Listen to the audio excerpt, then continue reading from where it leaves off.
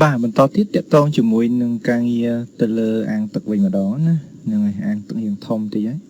nhìn buồn tôi tí mất bà ok chẳng ăn tật ớt bà tí muối dương cho tới khăn master plan mà dương Winter Đại mất nè tí tăng để dương thôi ăn tật mình ấy lấy khi mà đâu cầm não với hiện tôi tí đó nè cùng thông đấy ok bạn này chó chẳng tí muối dương cho tới khăn architect như máu trong xong tốt landscape nhưng không phải sẵn tầng mà sẵn nhưng cho tới khả năng massing inside rồi chơi vô building pad hay khi ai vô line mà cũ sẵn mà tạm cái lại riêng shape tạm nâng mà lý ai pattern mà ok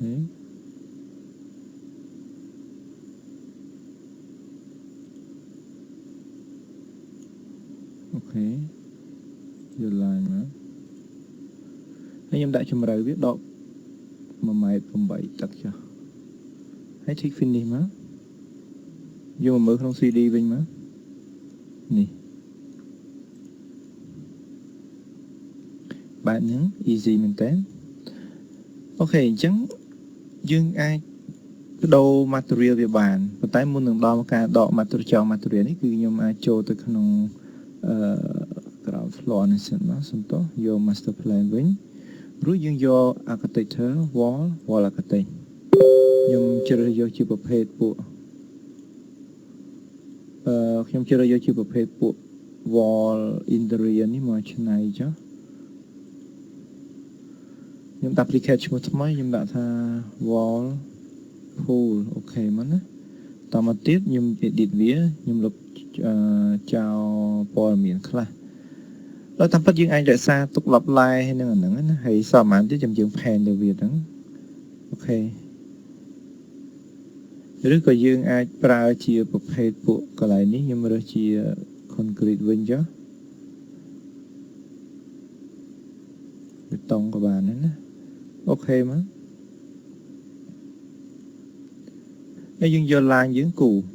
ប៉ុន្តែមុនគូយើងអាចយកនេះជា depth សិនណាចុះទៅប្រហែលដែរ1300 មកប៉ុន្តែពេលគូវាជាឡើងវិញយើងអាចយក interior មកឲ្យយើងគូចូលក្នុងណា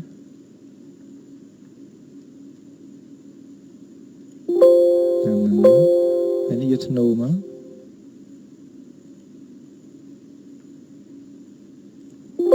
តាមហ្នឹងមក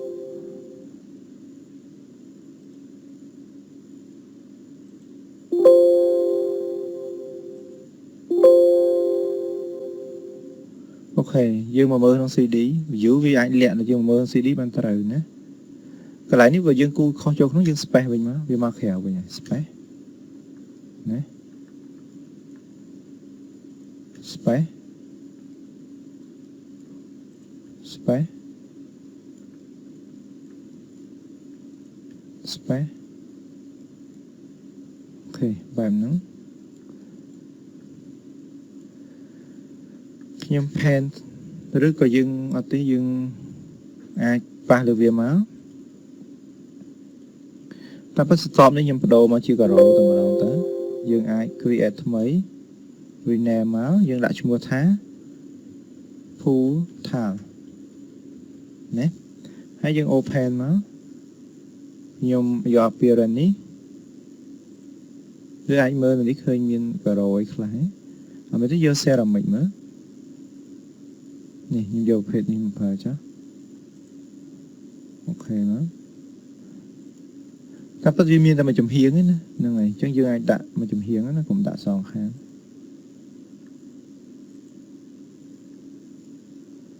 អូវាច្រាស់ហើយ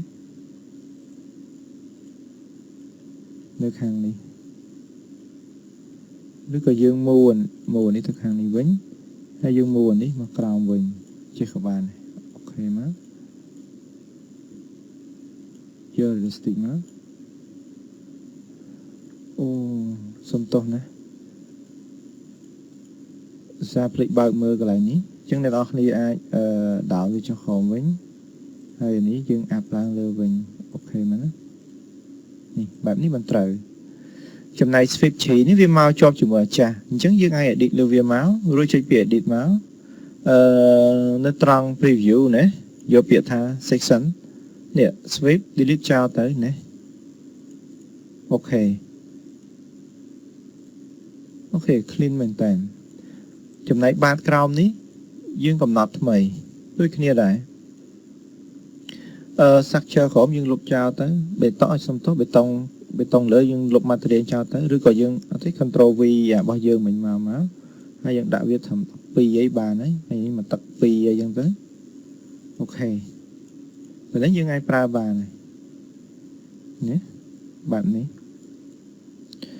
អូខេរួចពីហ្នឹងហើយការងារបន្តទៀតតកតងជាមួយនឹងនេះការងារ floor ព័ទ្ធជុំវិញ walkway ណាអញ្ចឹងខ្ញុំប្រើជាប្រភេទ floor architect ហ្មងទៅ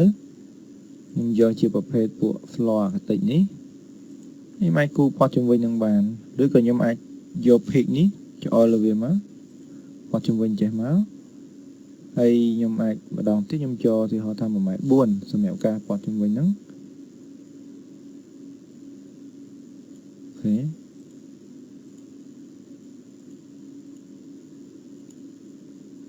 TR មកជាប់វា finish មក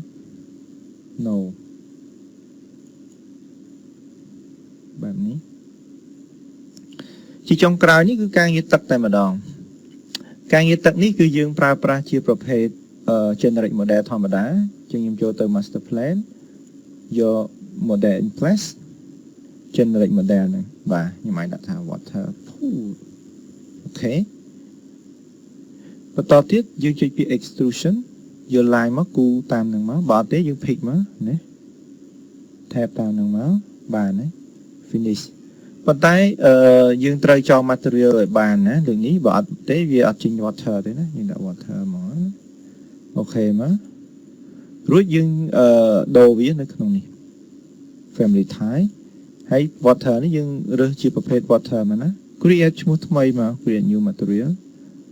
rename water pool open appearance library liquid បន្តមកទៀត swimming pool ណាតទៅទៀត cloth អូនេះមួយនេះវិញនេះគឺជា well have កម្ពស់ទឹកអាឡូរបស់វាអូខេមកអូខេ finish បញ្ចប់ហើយជាទូទៅនៅក្នុង realistic model យើងអាចឃើញជាទឹកបាននេះតើតែយើង rendering នៅក្នុង physical rendering ឬក៏ real time rendering มันយើងអាចឃើញទឹកបានណាបាទ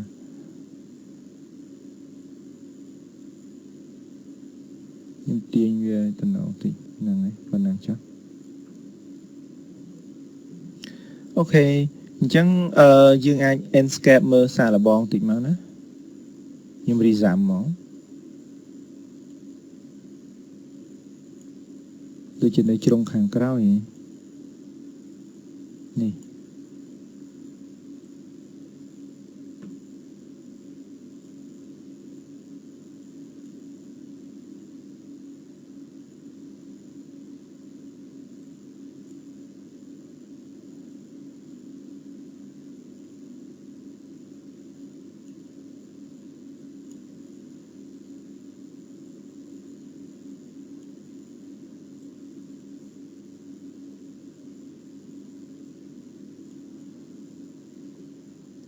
អូខេអញ្ចឹងអ្នកនរគ្នាសាកល្បងអនុវត្តចុះបាទសូមអរគុណ